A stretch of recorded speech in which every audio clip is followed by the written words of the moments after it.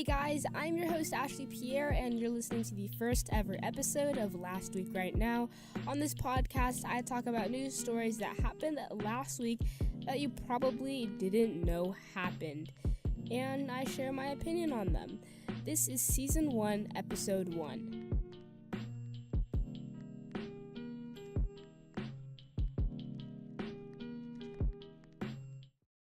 First off, we have some movies and shows coming and leaving Netflix in March. So March 4th, coming is The Joel McHale Show. March 8th, Marvel's Jessica Jones Season 2. March 9th, Love Season 3 and Nailed It Season 1. And also Trolls The Beat Goes On Season 2. Can't wait for that one. March 21st, Conor McGregor, Notorious. I'm guessing that's going to be a documentary about him. March 23rd, Santa Clarita Diet Season 2. And March 30th, A Series of Unfortunate Events Season 2. Now, leaving Netflix in March, that's already left the Jaws trilogy, which I believe left the first. March 6th, leaving is The Finest Hours. March 12th, Disney's The Santa Claus trilogy. March 13th, London Has Fallen. March 20th, Zootopia. March 22nd, Steve Jobs, One Last Thing, and March 30th, Life in Pieces. So there is way more than that, but those are the most relevant shows and movies, and I really didn't feel like wasting your guys' time today because there's more stuff to get into, so I just wanted to go through that really fast. So next, Snapchat Spectacles. Snapchat, there's a little bit of an update with Spectacles. So last year there was a huge bust with the Snapchat Spectacles. Snapchat lost about $40 million from the Spectacles. They only sold about 150,000 glasses, and this time they're going to produce less, and The Verge says that they're in the works of making a second-generation model that offers bug fixes, performance improvements, and new colors, and a more ambitious version that could feature 2 lenses and more advanced camera technology that could cost up to $300. So I'm not a Snapchat person, but even if I was, I would not spend $300 on a pair of Snapchat Spectacles because I have much better ways to spend $300. Okay, next we have an Uber ride fail. This one's kind of funny, okay? So Kenneth from a town in New Jersey called Gloucester County. I'm pretty sure that's how you pronounced it. But anyways, he went out partying with his friends last weekend.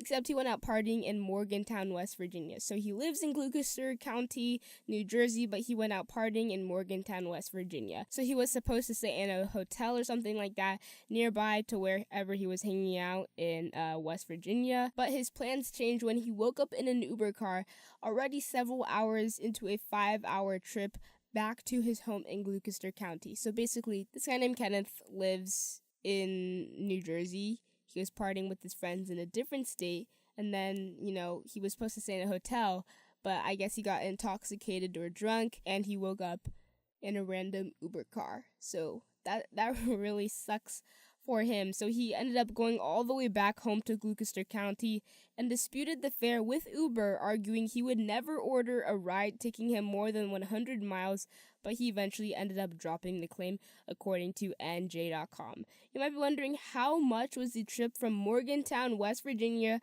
to Gloucester County, New Jersey? Alright, so the ride totaled up to be $1,635. You might think, oh, I thought that was going to be more. Well, imagine just waking up in a random Uber driver's car and they're like, oh yeah, you have to pay $1,635. That's a lot of money spending, unexpectedly. There's going to be more on money relating to Uber later. But right now we got to talk about Legos. So I remember I used to go to childcare. This was in elementary school. I had a lot of toys to play with.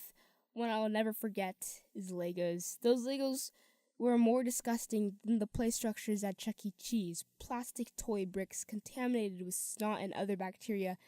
If snot is bacteria, I don't know. But, I also used to have Lego Friends, the girl version of Legos with all those mini girl figures. And I thought it was genius when Lego teamed up with Minecraft, since they have similar fan bases. Whoever made that decision was literally genius. But Lego recently took another, maybe smart move, I don't know yet, but they made another move, okay? So you'll probably never guess what this move was. Well, Lego is actually, this year releasing its first brick pieces made from plant-based plastic sourced from sugarcane later this year, okay? So according to The Verge, production started on the sustainable pieces, which includes botanical elements like leaves, bushes, and trees. The new pieces are made from polyethylene. I think I butchered that. A soft and durable plastic, and Lego notes that they are almost exactly identical to the company's currently released bricks, which are made out of oil-based plastic. So this is a move I never thought Lego would take, and I don't know if this is going to impact their company in a bad or a good way, but it is definitely an interesting move to take. I don't really like getting into politics because I don't know enough information about what's going on currently to form an accurate opinion that I really feel proud about believing in and talking to other people about. But this is funny, okay? So senior White House policy advisor Stefan Miller fell asleep during President Donald Trump's speech on school safety. So I've been going to school for, a couple years now, more than probably maybe 10 years. I don't know. I can't do the math on the spot.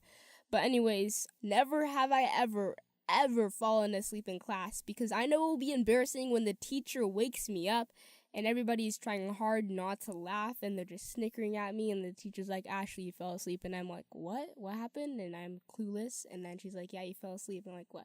But anyways, yeah, I would never do that because that'd be so embarrassing.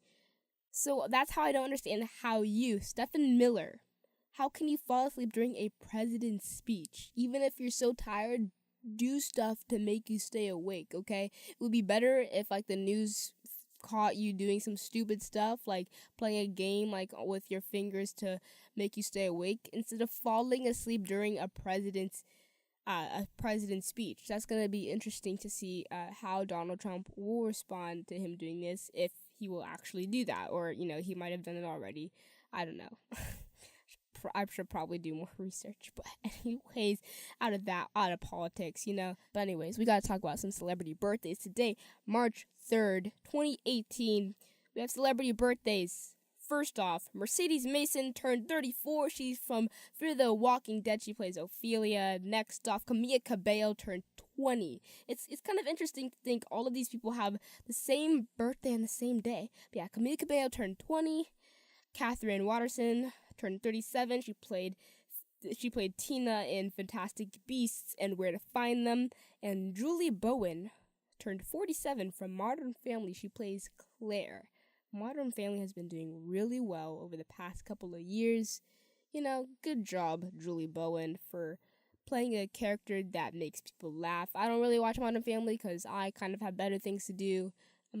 I have a lot of things to do, actually, in my life. I don't watch TV that much. Actually, on Netflix, I've been watching The Fosters lately. I got addicted to The Fosters, but I know when to stop because I always have a lot of work to do. So, how earlier I was like, there's going to be more to do with Uber drivers and money. Well, we got the last story of the day.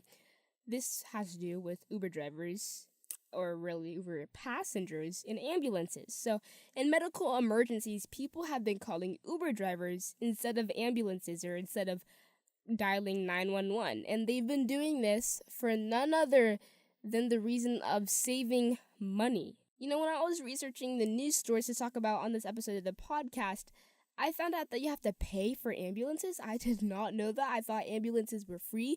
They should make ambulances for free, because you're literally in an emergency and you need medical attention. Why do you have to pay for that? That just boggles my mind. I would never think that you would have to pay for that, but I guess now. And it's not cheap either. It could cost hundreds to thousands of dollars, according to the Washington Post. This is putting Uber drivers in uncomfortable situations. Imagine you have somebody in the back that might potentially be dying and you have to bring them to the hospital, and you can't run any red lights or anything like ambulances. I would be in such an uncomfortable situation if I was an Uber driver and that happened to me. An Uber driver named Jamie said in an interview with BuzzFeed or The Verge, I think it was BuzzFeed. I should really be looking this information up before I film this. But anyways, Jamie said he was once driving as an Uber driver in Pittsburgh at 2 a.m. in the morning, and he picked up two guys. One of them looked like he was in really bad shape, and I don't mean, fitness-wise. I mean in a bad condition, as in he looked sick. And he later found out that the guy passed away. My first question is, what are you doing driving as an Uber driver at 2 a.m. in the morning in Pittsburgh? You're gonna find some really weird people at 2 a.m. in the morning in Pittsburgh, bruh. Jamie, you know better than that. But anyways, that's kind of weird to think somebody just in your car a couple hours ago is now dead. That's a controversial topic. Should they be calling Uber drivers or should they not? I don't think they should, because that might be a lot to handle. Also, if somebody that's driving in the back seat is like if they throw up, then the Uber driver is the one that has to clean up that mess, and that's completely unfair, and that's so disgusting. If somebody throws up in your backseat that you don't even know, that's disgusting. They have to give you 5 stars for that. If they don't, if they give you 4 stars, then that Uber driver is going to track them down, because that's messed up. That concludes this episode of Last Week Right Now. If you enjoyed, please leave a 5-star rating on the Apple iTunes Store, and leave a like if you're listening to this on YouTube or any other platform, and subscribe for more weekly episodes. I have been your host, Ashley Pierre, and you have been listening to the first ever episode of Last Week Right Now.